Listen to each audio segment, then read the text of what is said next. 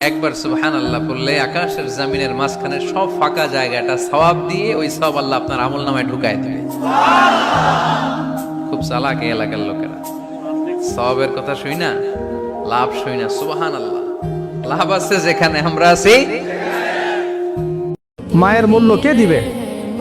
যাদের মা নাই তারা জানে মায়ের মর্যাদা কেমন, তাই না? যাদের মা নাই তারা জানে মা কি জিনিস। প্রিয় ভাইয়েরা, বাবা মার সাথে কখনো খারাপ ব্যবহার করতে যায় না।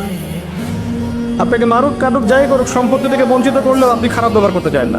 রাগ কমানোর দোয়া, সহিহ হাদিস।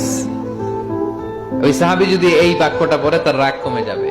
বাক্যটা হচ্ছে আউযু বিল্লাহি মিনাশ শাইতানির রাজীম। বিতাড়িত শয়তানের কাছ থেকে আল্লাহর কাছে পানাহ চাচ্ছি, প্রোটেকশন চাচ্ছি। বলতে দেরি, রাগ থামতে দেরি হবে। নামাজটা ছাড়েন না, যত পাপ করছেন করেন, আমি বলি নামাজ ছাড়েন না। ইনশাল্লাহ একদিন নামাজই আপনাকে পাপ থেকে বের করে আনবে ইনশাআল্লাহ।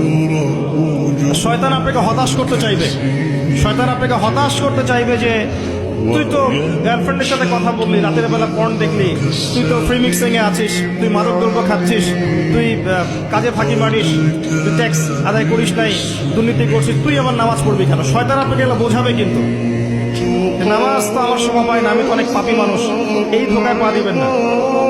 আপনি নামাজ কন্টিনিউ করতে থাকেন, ইনশাআল্লাহ আল্লাহ পাক আপনাকে পাপ থেকে বের করে আনবেন।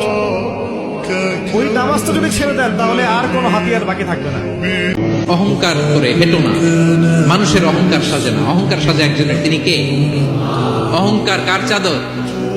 আল্লাহ বলে এই চাদর ধরে যদি কেউ টান দেয় ওরে আমি জাহান্নামে নিক্ষেপ করি, ফালা উবালি, আই ডোন্ট কেয়ার, ওরে আমি জাহান্নামে ফেলবো। অহংকার করার কি আছে আমাদের? কিছুই নাই।